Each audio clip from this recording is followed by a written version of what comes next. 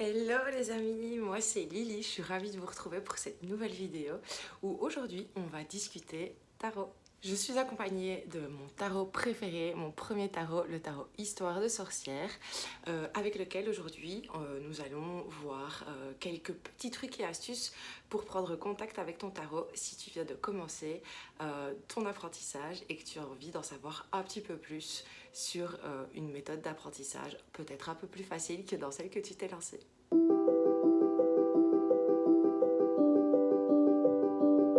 Donc voilà, comme je te le disais, je suis accompagnée de mon tarot Histoire de sorcière. Je l'adore, je te dis tout de suite pourquoi, parce qu'il est hyper pratique pour travailler à l'intuitif. Les illustrations sont hyper parlantes, je trouve. Alors même si à la base ce n'était pas mes illustrations de prédilection, disons que j'avais peut-être envie de quelque chose d'un peu plus ésotérique, bizarrement ça me parlait pas du tout malgré que c'est le style graphique que moi j'aimais. Et celui-ci par contre a résonné. Je l'ai commandé, je l'ai reçu et depuis il ne me quitte plus. C'est avec lui que je fais la majorité de mes tirages d'accompagnement pour les personnes qui me consultent et c'est aussi avec lui que j'aime travailler pour mon développement personnel. Je te conseille vraiment de trouver un tarot comme celui-là avec lequel tu pourras tout de suite nouer un lien, avec lequel les illustrations vont tout de suite résonner avec toi et où tu vas pouvoir justement utiliser ton tarot de manière fluide sans avoir besoin de te référer aux significations de base et à les connaître par cœur parce que c'est vrai que quand on se lance dans l'apprentissage du tarot, on se dit qu'on n'y arrivera jamais. On se dit, ouh là là, mon Dieu, dans quoi est-ce que je me suis lancée parce que ça peut être fastidieux. Et si on attend de savoir la signification de toutes les cartes par cœur, on ne se lance jamais. Et justement, le meilleur outil pour apprendre le tarot, c'est le pratiquer. Donc je vais te donner dans cette vidéo quelques pistes qui pourront t'aider justement à utiliser ton tarot de manière intuitive. Je vais d'abord te décortiquer le tarot dans sa structure pour que tu puisses justement avoir plus facile de t'y retrouver et ensuite te donner quelques pistes, quelques petits exercices qui pourront justement t'aider à connecter avec lui et à pouvoir lire de manière fluide les tirages que tu proposeras soit en consultation ou pour toi-même. Commençons tout de suite par les arcanes majeures. Les arcanes majeures sont au nombre de 22 et elles vont venir décrire le voyage du fou, le voyage, si tu veux, du héros du jeu, qui peut être associé à toi ou à la personne qui te consulte. Donc, durant tout ce voyage des arcanes 0 à 21, il va rencontrer des situations et des personnes dans son évolution qui vont vraiment l'accompagner de son départ jusqu'à son arrivée. Donc dans les arcanes majeurs, vous avez vraiment les archétypes qui reviennent. Ici, vous avez la justice. On passe tous à un moment donné par cette phase où on se pose des questions, où on se demande ce qui est juste et bon pour nous, où on pèse le pour et le contre, où on essaye de trouver la balance entre ce qui est bon et ce qui l'est moins pour nous, entre notre côté lumineux et notre côté peut-être un petit peu plus obscur. Ici, avec l'empereur, on peut aussi rapporter à un mentor, à un père, celui qui nous enseigne les choses, celui qui va nous accompagner, nous donner les bases justement pour qu'on puisse suivre notre chemin. On est tous passés par la lune à un moment de doute où on se laisse peut-être bercer par les illusions, où on se laisse submerger par nos peurs et où on regarde peut-être pas la réalité en face. L'impératrice peut être liée à notre mère ou à une personne justement qui a un petit peu ce rôle de maman dans notre vie ou peut-être nous-mêmes. Mais c'est aussi un exercice que je trouve chouette. Voilà, moi ici par exemple, l'étoile, c'est vraiment l'arcane qui résonne le plus pour moi, dans lequel je me retrouve le plus pour le moment parce qu'elle symbolise l'espoir, elle symbolise la connexion avec la terre, avec le ciel et à trouver justement cet équilibre et à se laisser porter par nos intuitions et par nos rêves. Donc c'est un petit peu l'arcane dans laquelle je me retrouve pour le moment. Ici avec la roue de la fortune. On est tous aussi passés par ces moments de vie où on se retrouve face à un choix, où la roue tourne et on se dit qu'est-ce que je dois faire? Où est-ce que je dois aller? Quel choix est-ce que je dois faire? Donc, et puis ici, les amoureux, où on découvre la passion, que ce soit une passion personnelle pour un sport ou pour une activité, comme le tarot par exemple, ou la passion, un amour, ça peut symboliser ça aussi. Donc c'est vraiment, les arcanes majeures sont vraiment des phases par lesquelles on passe tous au cours de notre vie, ou des archétypes de personnes aussi, de personnages par lesquels on passe ou qu'on peut rencontrer tout au long de notre parcours et qui vont venir justement nous soutenir ou justement peut-être un peu nous desservir. Ce que je te propose pour pouvoir t'approprier un petit peu plus ce voyage, c'est de te mettre face à chaque carte. Là, si c'est vraiment un tout début pour toi, moi j'aime bien m'accompagner d'un tarot journal, donc où j'y note mes apprentissages, où j'y note mes tirages, et carte par carte, détaille devant toi chaque arcane, les 22 arcanes majeures, et intuitivement dis-toi, ah tiens, là, celle-là, elle me fait penser à quoi? Elle me fait penser à quelle situation? Elle me fait penser à quel moment de ma vie? Elle me fait penser à quelle personne? Et tu vas pouvoir justement créer un lien où, avec la carte, où justement ça va venir réveiller quelque chose en toi que tu connais, et où donc ça va devenir beaucoup plus facile pour toi à interpréter. C'est un exercice que j'aime beaucoup faire et que je te conseille franchement pour pouvoir te lancer et te familiariser avec les 22 arcanes majeures.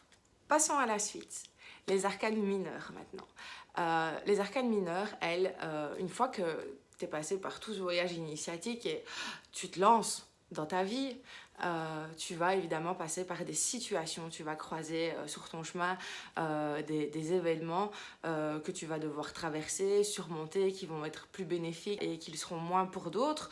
Tu vas aussi rencontrer des personnes et passer par des phases que tu vas justement pouvoir retrouver tout au long de ces 56 arcanes. Ces 56 arcanes sont divisés en 4 suites. J'espère que je ne les ai pas mélangées. La suite des pentacles, où vous allez, comme ici, de l'As au 10. Et ensuite, vous avez les personnages de la cour, comme dans un jeu de cartes traditionnel. Et nous avons la suite des coupes, ici avec le roi de coupe. Et évidemment, chaque suite va de 1 à 10. Nous avons les épées. Et nous avons, c'est une épée qui ne devait pas être là. Excusez-moi, mais j'ai mélangé. Ah, c'est moi, pardon. Les épées et les bâtons. Alors, qu'est-ce que ces suites viennent signifier? Alors, elles sont toutes rapportées aux éléments. Ici, donc, avec les bâtons, on est rattaché à l'élément feu.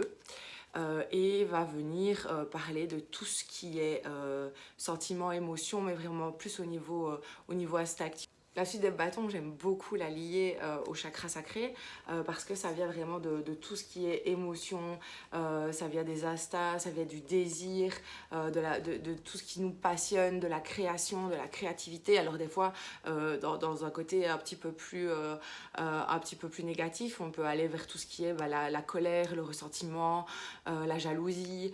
Pour la suite des épées, on est lié à l'élément air, où vraiment on va être lié au mental, à la réflexion, à la communication. Dans aussi ces aspects négatifs, ça peut être la rigidité, s'emporter aussi assez vite et ne pas écouter les idées des autres, être juste arrêté sur ses propres idées et avoir du mal à avoir une autre vision des choses que la nôtre. Donc voilà un petit peu pour la suite des épées. Pour la suite des coupes, nous allons donc ici plus sur les émotions liées à l'élément eau. D'ailleurs, dans toute la série des coupes, on retrouve très souvent l'élément eau qui là va venir se rapporter à tout ce qui est émotion, sentiment, lien amoureux, aussi dans les côtés négatifs, la déception, l'amorosité, tout ce qui peut aussi être lié à la dépression et aux sentiments qu'on a du mal justement à apaiser et à tempérer. Et pour la dernière suite, nous avons la suite des pentacles qui, elle, se rattache au monde physique, au bien matériel, à nos possessions, au travail, sur la superficialité aussi, sur l'avarice et toutes ces choses qui sont liées au monde financier et aussi au manque qu'on peut ressentir en n'ayant pas certains acquis.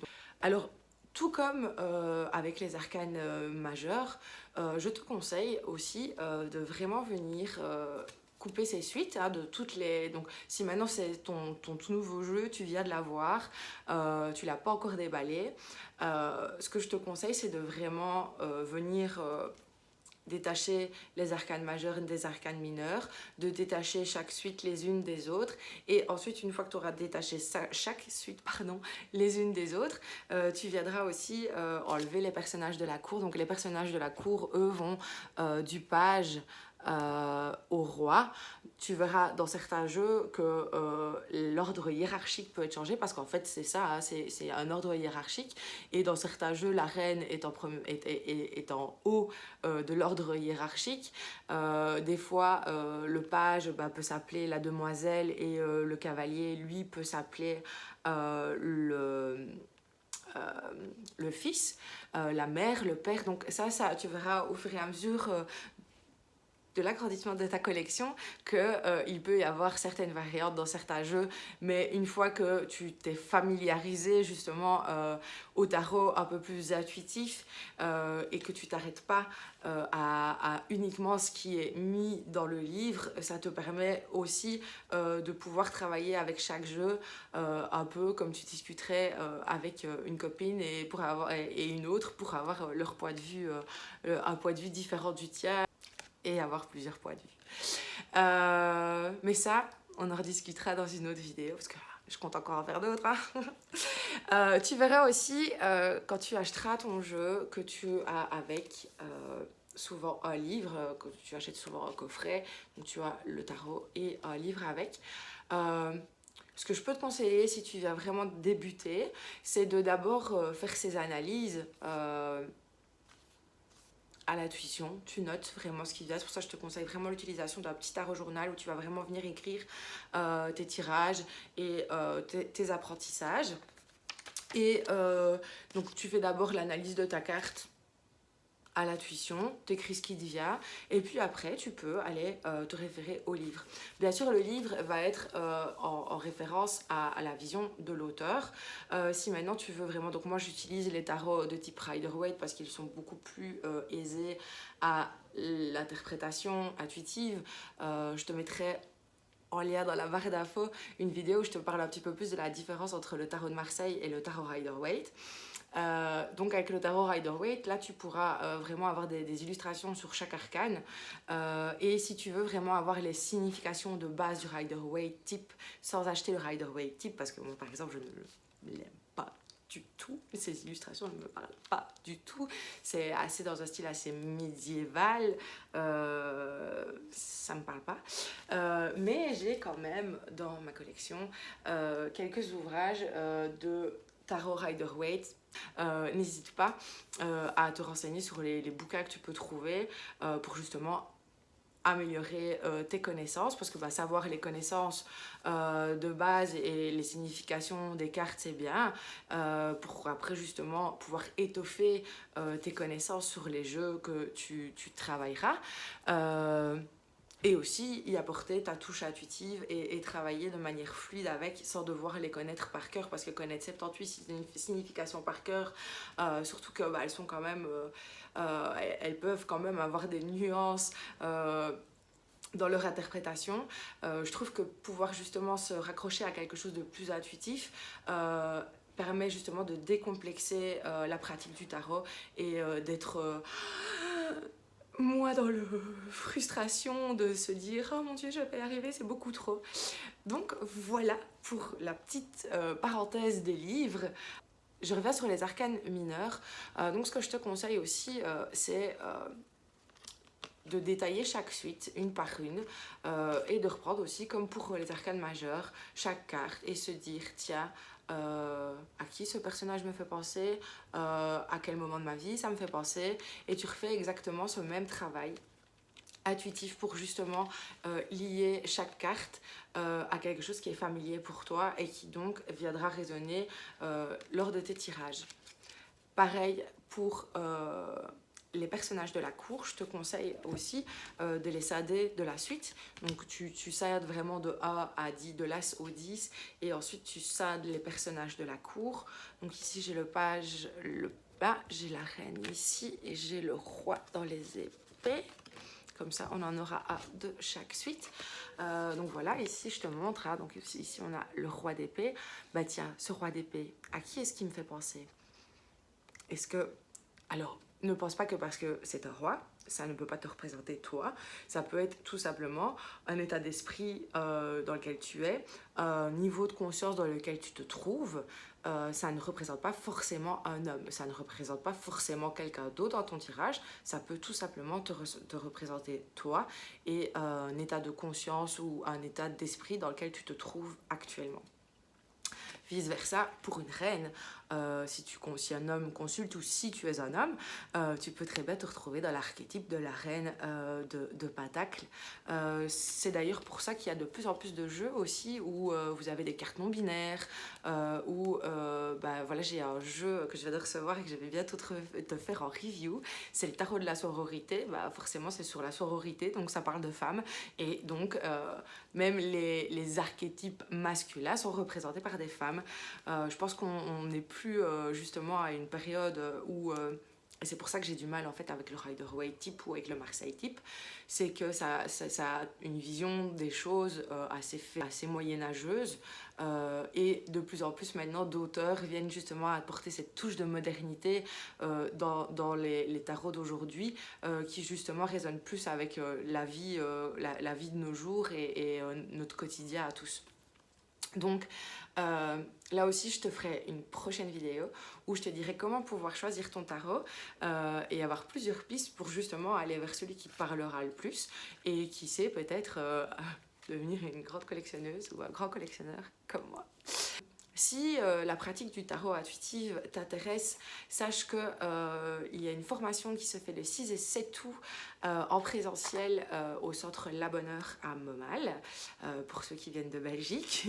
Et si vous êtes plus loin ou que vous préférez une version